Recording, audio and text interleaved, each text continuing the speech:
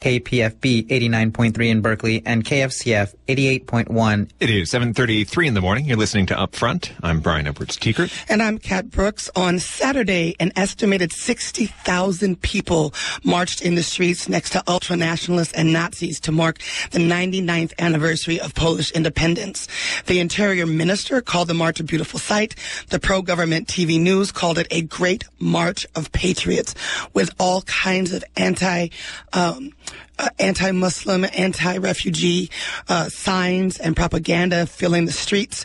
And this is happening, Brian, when Europe's economy has actually grown faster than at any time since 2008. And Poland's unemployment rate is at an all-time low. And I bring that up because a lot of times it's economic downturns that you see start the rise of fascism. But that's not the case in Europe right now. I'm just trying to wrap my head around the scale. This is like that tiki torch lit march in Charlottesville times steroids. 1,000. Right. Like it really was just a few dozen people, but visually striking there. This is 60,000 people in the streets of Poland. So we have joining us this morning to discuss Dr. Rafał Pankowski, who is the co-founder of Polish Anti-Extremist Association Never Again, and widely published author of The Populist Radical Right in Poland, The Patriots. Good morning, Dr. Rafał. Good morning. So what happened on Saturday in Poland? What was the scene? Well, it was a very big rally and a march. There are different estimates about the actual number of people, but by any account, it was a very large event. Probably more than 50,000 people participated. I think perhaps not all of those participants fully realized or fully shared the extremist ideology of the organizers, but there is no doubt who was behind the march as the main organizer. These are two groups that take their names directly from extreme right nationalist or fascist groups that had existed in Poland in the 1930s. One is the National Radical Camp, ONR, and the other one is called the All Polish Youth. So both of them take their names directly from the 1930s, and back in the 30s, these two groups were notorious for extreme forms of nationalism, for anti-Semitism, for violent attacks against minorities and against their political opponents. And it is sad to see that today there are again groups that take their names, their ideology, their symbolism from those years, and unfortunately they manage to attract a big number of people for their event. It is also very unfortunate, very sad that the National Independence Day in Poland has been largely hijacked, but by this kind of groups and this kind of hateful ideology, hateful display. What's driving it? Why is it getting the hardcore right getting so strong in Poland right now? Well, definitely there is a certain climate of acceptance for extreme nationalist ideology, which again obviously is not shared by everybody in Poland, but there is a growing number of people who do accept radical nationalism as as their preferred political ideology, and that, I am afraid, is especially true for a large section of the younger generation, which is really quite ironic, if you like. It is quite paradoxical, because it is often the young people who were born and raised in a democratic society who are more prone to anti-democratic ideas. They are more prone to xenophobia and even racism in some cases, more so than the generation of their parents or even grandparents.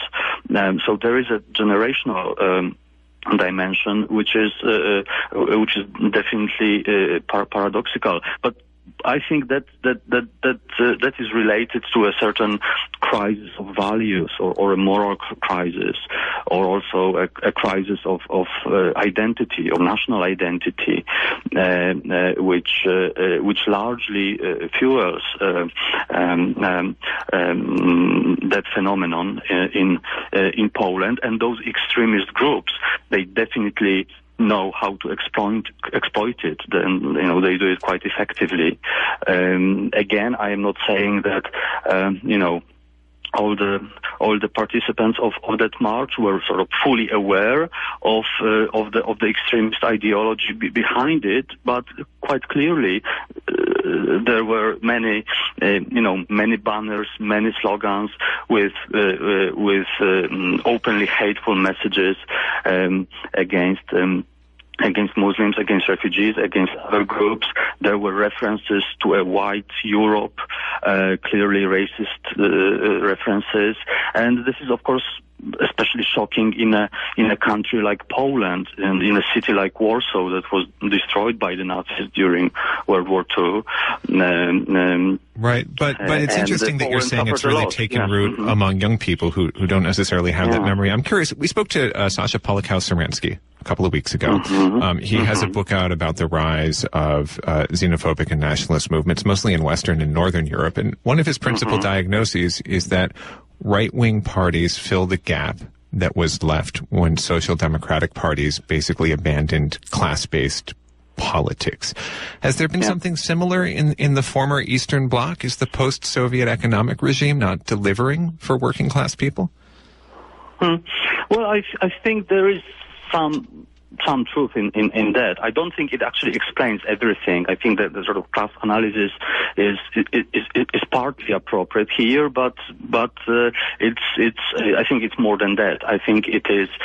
It is not just about economic insecurity. It is about more sort of existential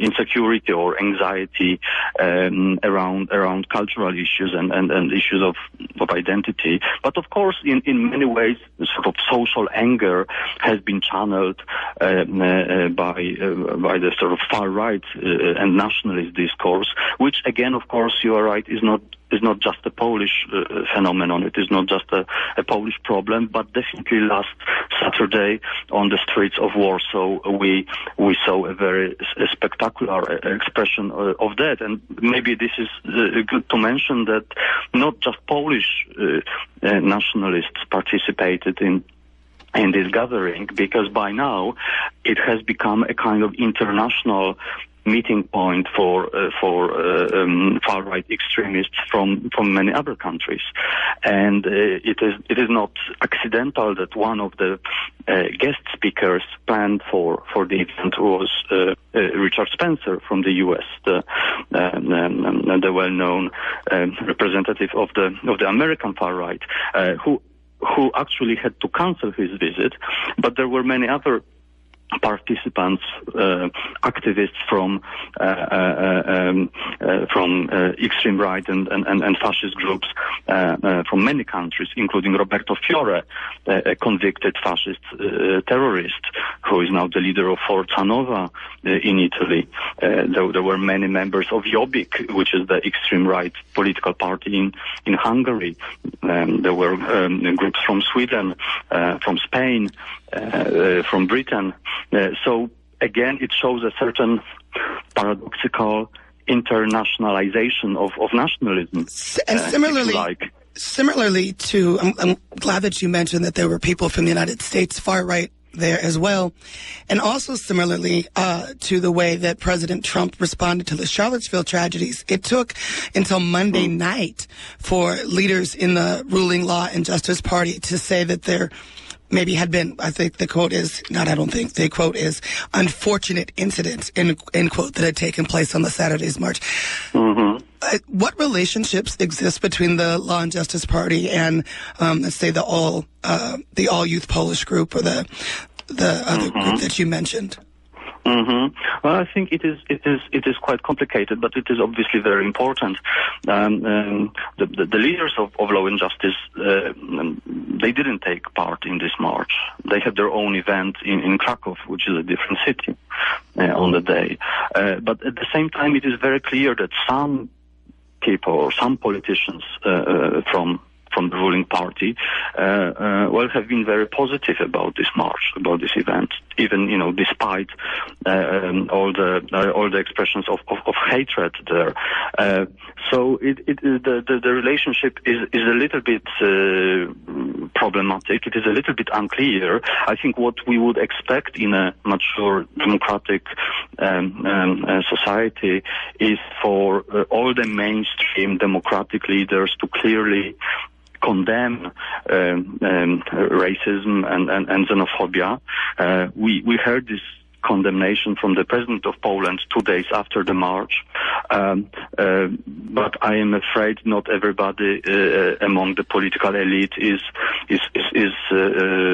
supporting this kind of condemnation. But it's sort of not. It is very important. Mm-hmm. It's sort of not shocking, though, if you look at the hard turn to the right that the elections in 2015 that put the ruling Law and Justice Party in power, the ways in which they've moved to consolidate their power over the last 2 years has been very extreme and very far right, including taking over public television. Well, yesterday, the European Parliament voted for a resolution expressing concern about the current crisis of democracy in Poland, and also expressing concern about this large-scale far-right march that took place in Warsaw. So I think, yes, it is. The situation is rather serious. Especially if you contrast it to the early 90s, which was the time of optimism, and Poland was a kind of model of successful democratic transformation. Today, definitely, there is a crisis of democratic culture in Poland, and I am afraid, the challenge is very serious indeed. Were there any counter protests that took place? And yeah. Well, again, like I said, of course, this kind of march doesn't represent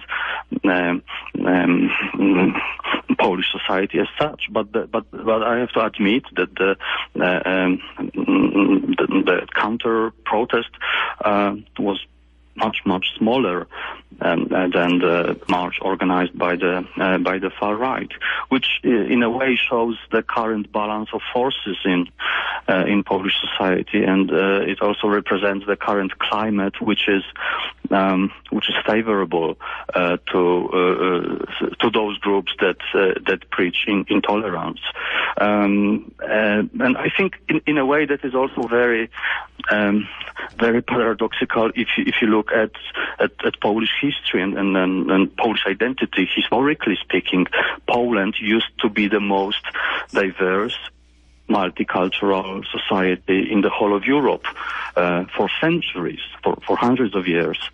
Today, Poland is the most mono-ethnic, monocultural country in the whole of Europe, which I think is very much in contrast to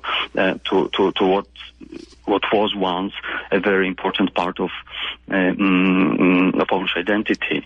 So I think the lack of appreciation of diversity is a real problem, and I think those radical nationalist xenophobic groups they definitely breed on that, on the lack of diversity, the lack of respect for diversity, the lack of awareness of diversity as a value. All right, Dr. Rafał Pankowski, thank you so much for speaking to us. Thank you. Rafał Pankowski is co-founder of the Polish anti-extremist association Never Again. His book, The Populist Radical Right in Poland, The Patriots. Those were some really disturbing images over the weekend of that march. in Poland on Saturday.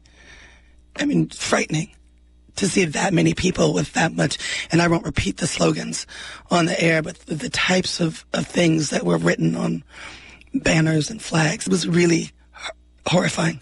Particularly in that part of the world. Right. Where the Holocaust happened. Right. And Poland suffered so greatly during the Holocaust. It's quite scary.